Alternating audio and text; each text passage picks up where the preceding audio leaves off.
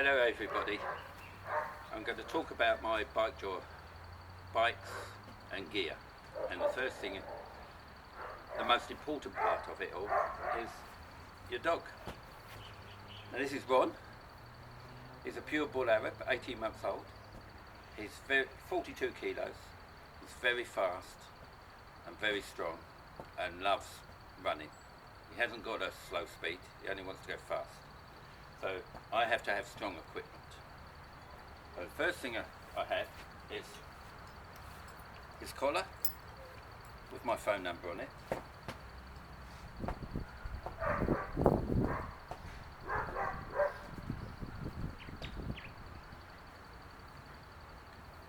And then we'll go through all the equipment first. Then a crash helmet. I don't normally wear a crash helmet when I'm normally on my bike, but when I'm bike touring with him, it can be pretty dangerous up the tracks. So, there we go. And make sure he doesn't get hurt. It stays on as well. Then we have, let's see, we'll get his harness out. This is my preferred harness. It's half back. You can get this sort of style from Howling Dogs, and it's really easy to use. It just slips over straight over his head, right underneath.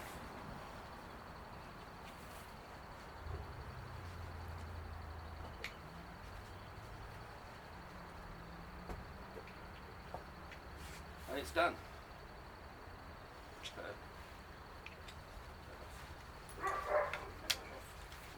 Now, I like the halfback because of the angle of the dangle. You want to keep your towing rope as straight as possible to the dog. Well, when you're bike drawing, you've got an angle. So having the angle here is better than having the angle there, which tends to pull his back legs up. So here's my preferred rope,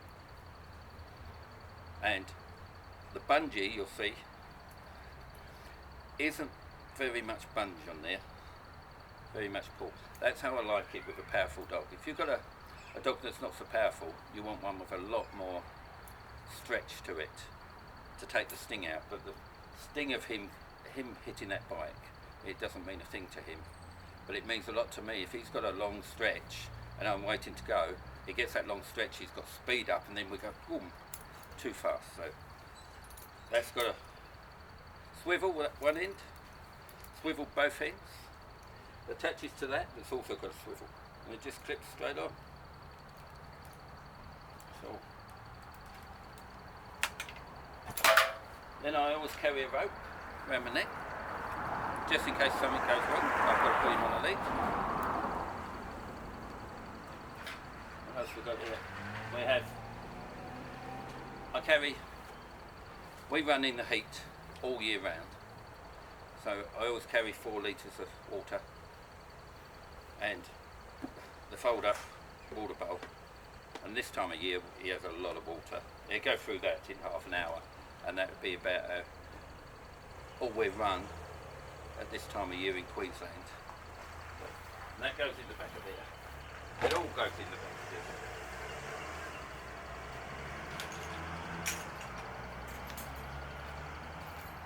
And I always have a belt. Put your phone and keys and camera in. That's an EPIRB in case something goes wrong. Because where I ride, you can go off the bank, something could happen. So I've always got the EPIRB. Glasses, safety glasses. And what I've never seen anyone mention with bike drawing with dogs is the amount of grit that flies in your face. And I've gone without the glasses and nearly got blinded. I've had bruises on my face from the grit. And with a powerful dog like this, they look like Jason's glasses. Well, they probably are. I don't, my daughter's just said I stole them glasses, but I probably saved them from being lost. Then I always have a lanyard with a whistle. 2 whistles. I've got, when I'm approaching people from a long distance away, I can and let them know, and that's my recall whistle, which is, I can, if, as you see, perfect recall, all the other dogs will come. They don't take any notice of that one, they come to the recall whistle. Because he's like a husky. When the line breaks or something breaks, he doesn't even know, he just goes and disappears in the distance. So that, he'll instantly stop and come running back. So that's very important. Get a good recall on your dog, that is really important. He'll stop on the sixpence and come flying back. Then my bike. And you'll notice it's not your normal mountain bike, it's a Dutch style bike. You don't see people use them much. It's my favourite style of bike. I like comfort. Mine too. Yeah. I can't understand why people want to hunch over when they're not doing extreme sports where you've got to get out of the wind. So nice and comfortable, and step through. That makes it much safer than a normal bike when you've got someone like Ron pulling you. The seat, I put this seat on it. It's got a bit of bounce in it. Makes for more comfort when you're going over. Because we hit, on our tracks, you hit bounces. Now and again you get really rough spots. So that's good. Nice comfort. Now, you'll notice on this it hasn't got a back brake. Well, it has got a back brake. It's an inertia back brake. You pedal backwards and it puts it on. Now, that comes from the Dutch style bikes. And I used to hate it. And I spent a long time waiting to get another bike, which is that one there. By the time I got that one, I'm growing to love this one because I can just relax and not worry about brakes. I just step backwards if I want to brake, and I have to often because we go around blind corners and meet people. So that's why I love it now. My carrier for everything. Now this bit, that's to protect the pair of us from aggressive dogs that are charging us. And that's happened a few times up lonely tracks. I've had a pack of real big dogs attack us at once. And other occasions just one big powerful dog. So we'll carry that. And camels.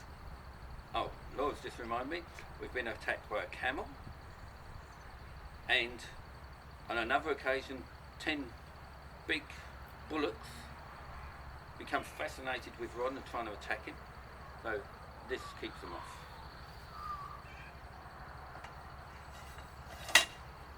Then we come the noodle, well I just call the arm. This is my preferred noodle. That's fitted to the old bike light, and that's just a bit of strong plastic on you. The line goes through the rings I've put in, straight around the frame, take the weight, so the noodle doesn't take the weight, that does. On the end, you've just got the swivel catch, and I had a fixed one once, but the trouble with that is I'm going up the gravel path. Ron doesn't like the gravel. He runs slightly to the side on the grass. So when it was fixed, that on the side kept pulling my front wheel all the time. So now he can go right over there and it doesn't affect me, it's still pulling me, and it doesn't pull me to the left all the time. So that's my preferred one. And you get the commercial ones, which you can get a wand that just flexes a bit. I don't like them, I just like this.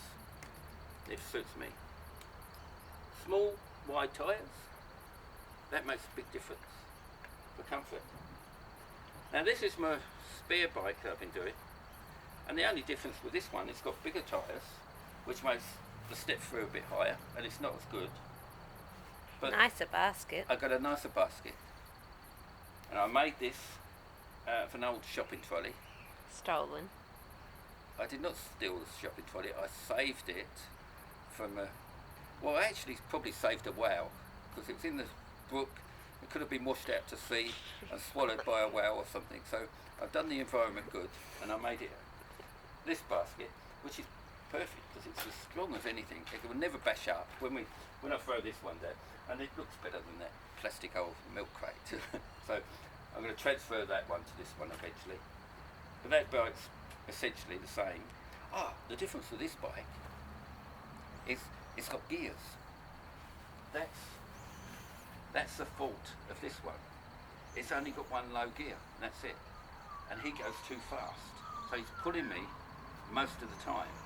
So I'm going to have 3 gears fitted there. So I can still keep the back brake, but have the gears. And that's about it, I think. Let's say, come here, Ron. Move this back. And say goodbye to the people out there. It's goodbye from Ron and goodbye from me.